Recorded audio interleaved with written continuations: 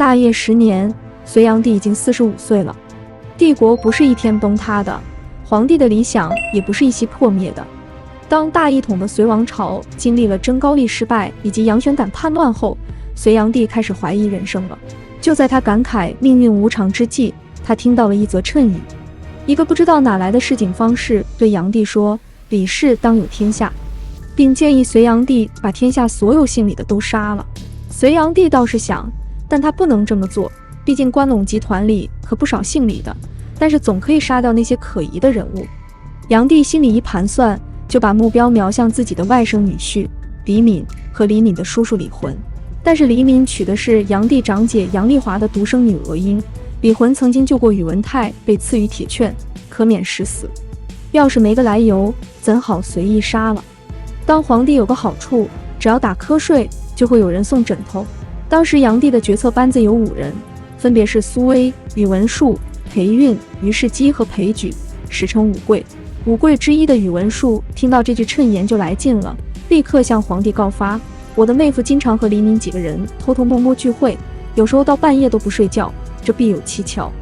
炀帝顺势派宇文述去查，宇文述立马就让人告发李浑他们谋反，并抄了他们的家。但是那2人如同铁打的一般，死也不肯松口，审了好几天，一点证据都没有。于是宇文述就去恐吓娥英，劝他：你是皇帝的外甥女，还怕找不到一个好人家？现在李敏他们危在旦夕，夫人应当自保。如果夫人口供做得好，保证不会受到牵连。没有脑子的娥英哪里受得了这种蛊惑，当即就写下了一封揭发信，把李敏他们如何谋反的事情瞎编了一通。宇文述将信封交给炀帝，炀帝极为震惊地说：我的设计差点就被颠覆啊，多亏了爱卿发现及时。于是李敏、李浑及其族人等23人被杀，其余皆流放岭南。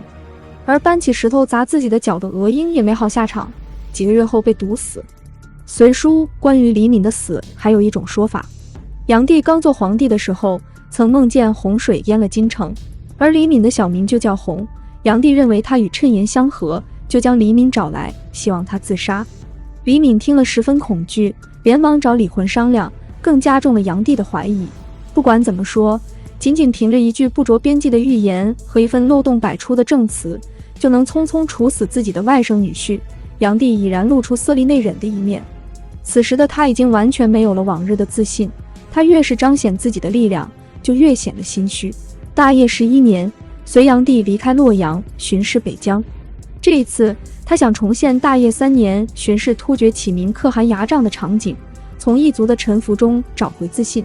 对付突厥，隋朝发挥了中原汉人的传统技能，先离间东突厥和西突厥，使其互斗，然后再行和亲政策加以控制。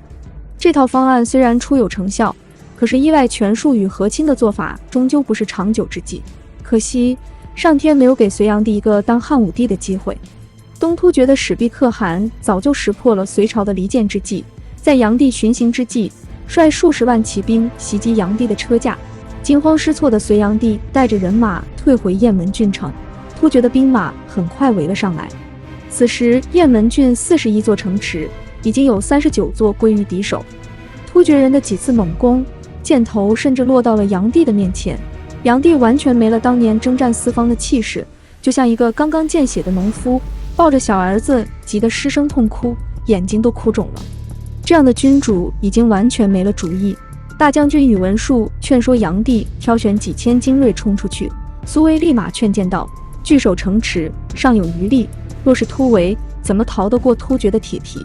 在之前的杨玄感之乱中，力挽狂澜的樊子盖也站了出来，他哭着劝说炀帝暂停辽东战役，以安民心，再选以重赏，鼓励将士，这样就可以抵挡突厥。多亏了臣子们的百般劝说，皇帝终于打起了精神，就像当初征高句丽一样，他亲自视察将士，大声宣布：守城有功者，没有官职的直接给予6品官职，赏赐绸缎100匹，已有官职的依照级别往上递增。与此同时，炀帝招募天下勇武之士前来救驾，郡守县令竞相赴战场。这其中就有一个16岁的少年郎，叫做李世民，还有一支从扬州赶来的军队，为首之人蓬头垢面，入夜也不解甲，这位忠心耿耿的将领叫做王世充。史弼可汗见状，发觉没有可乘之机，立马解围而去。隋炀帝心里的石头才算落了地。等到隋炀帝终于回到他忠实的洛阳，立马又威严起来。苏威认为当初许下的赏赐太多，如果全部兑现，恐怕有些困难。樊子盖认为不应该失信于将士，一再恳求炀帝履行诺言。炀帝则冷冷地说：“你是想要收买人心吗？”樊子盖一听此话，害怕极了，便不再多言。最后，保卫雁门的1万余将士，只有1500人得到了勋位，赏赐也大打折扣，只有立功才能进阶，这就激怒了很多没得到赏赐的将士。大业12年，已经不见各国的使节前来朝见，各郡的使者也有很多并未到达，因为全国上下盗贼四起，很多路已经走不通了。然而隋炀帝还在驱使民力，不断为自己修建宫苑。理想破灭之后，他早就忘记初心，也抛弃了使命，渐渐沉溺于喝酒作乐，将自己封闭起来。甚至他已经完全丧失了雄心和胆识。有一次大业殿起了火，他以为强盗杀了进来，吓得躲进了草丛里，一直到火光熄灭才肯出来。国家已经陷入大乱，其实他未尝不明白，但是心里隐隐的不想面对。他问起盗贼的近况，宇文述回答正在逐渐减少。炀帝知道宇文述在骗他，追问说具体少了多少。宇文述回答还不到过去的1/10。炀帝看到了躲在柱子后的苏威，把他揪出来问。苏威只是淡淡的说：“此事不归我管，不知详情，我只知道盗贼离我们越来越近了。”炀帝问：“这是什么意思？”苏威说：“战报会骗人，但战线不会。从前盗贼在长白山，如今他们已经到了泗水。”不久后，炀帝又问起苏威攻打高句丽的事情。苏威委婉地说道：“今天打高句丽根本不需要军队，只用赦免天下的盗贼，自然就会得到几十万人马，派他们去打，岂不是一举两得？”炀帝气愤地说：“这老东西太奸诈了，竟然用盗贼来威胁我！如果不是我忍着，定要扇他一个耳光。”隋炀帝为什么没扇他耳光呢？恐怕他知道这老家伙说的是对的吧。当然，苏威也没有好下场，他被人诬告勾结突厥，被判了死刑。最后因为炀帝起了怜悯之心，就饶了他一命，将他一家3代贬为庶人。大业12年7月，隋炀帝将洛阳托付给关陇贵族，自己带着皇亲后妃和文臣武将前往江南。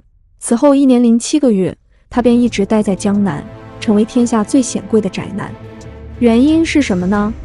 或许是天下盗贼四起，不好巡游，又或是心思变得惫懒，馋于享乐，亦或是他的内心已经绝望了。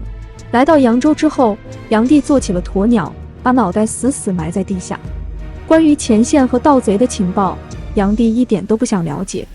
身为朝廷重臣的于世基知道他的心思，所以没有紧急情报，他都掐头去尾，报喜不报忧。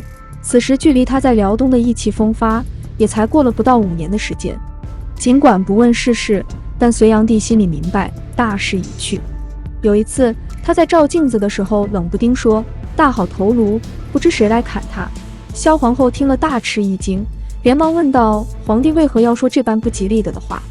隋炀帝笑着说：“富贵贫贱轮流坐，又有何妨？”似乎已经完全认命了。只是退朝之后，隋炀帝时常会头戴拂巾，身穿短衣，提着手杖，在宫里的亭台楼阁到处打转，直到半夜也不停止。不知道是怕时日无多，没有看够这般风景，还是在追忆自己的幻梦。他预料到自己会有遇难的一天，就给自己准备了一瓶毒药。他对宠妃们说：“如果贼人来了，你们先喝了，然后我再喝了陪你们。”然而乱世真来的时候，这瓶毒酒竟然找不到了。大业14年，宇文化及和萧果隐反了，叛军擒住了炀帝。炀帝一看，这不是原来晋王时期的老部下吗？炀帝问他为何恨我，造我的反。那人涨红了脸，不敢造反，只是将士们想回关中老家。炀帝说：“我和你们一起回去就是了。”炀帝出了宫城，躲在一旁的宇文化及见状大急，高呼：“把这东西带出来干嘛？还不赶紧下手！”炀帝想要抓住最后一根稻草，问道：“于世基何在？”叛军回答：“已经枭首。”隋炀帝明白自己是死定了。在生命的最后一刻，炀帝似乎找回了皇帝的尊严，他向叛军首领司马德堪问道：“我何罪至此？”司马德堪回答：“陛下抛弃宗庙，巡游不息，对外四处征战，对内穷奢极欲，男人死于刀剑之下，妇女儿童的尸体填满沟壑，民不聊生，盗贼四起，朝廷都是些溜须拍马的奸臣，而你拒绝内谏，你怎么能说没罪呢？”炀帝坦然地回答：“我确实对不住百姓，但是你们这些人名利双收，达到了极点，为何还要如此呢？主谋的是谁？”司马德堪不敢回答第一个问题，只能说：“全天下都恨你，又何止一人？”这时炀帝12岁的儿子赵王杨镐大哭，惹得叛军挥刀，人头咕噜噜落地，血都溅到了炀帝身上。炀帝淡然地说道：“天子自有天子的死法，怎么能让你们用刀来宰杀？拿杯毒酒来。”叛军没有答应，取了一条炼金，将炀帝勒死。一个曾经富有朝气的朝代就此草草结束。不可否认的是，隋炀帝曾经想当一个好皇帝，也有着非常多极具想象力的创造。只是他这种人，往往陷入不切实际的空想之中，在幻想破灭之后，又容易坠入绝望。中国历史上，很难再找出这般既自负又自哀，既能干又无能的皇帝了吧？宋朝有一部小说，名叫《开河记》，讲的是隋炀帝最伟大的功业——大运河。书中写炀帝派人去开河，一路毁坏民居，坟墓无数。一个叫狄去邪的人来到一处地穴，看见里面有一只怪兽，大得像头牛，被铁索捆绑着。仔细一看，原来是只大老鼠。不久，这只大老鼠就被几个大力士拉到一人面前。只见那人厉声斥骂：“阿嬷，我让你暂时脱去皮毛，当国中君主，你为何虐待百姓，残害生灵，不遵守天道？”狄去邪见状大惊，心想：这阿嬷不就是炀帝的小名吗？随后武士们拿起棒槌猛捶老鼠的脑部，疼得他吱哇乱叫。当狄去邪回到地面，才得知炀帝有一日梦见自己的脑袋被人捶打，疼了1个多月。别看你造物宏伟，目光远大，在大众眼中却不过是一只成精的老鼠。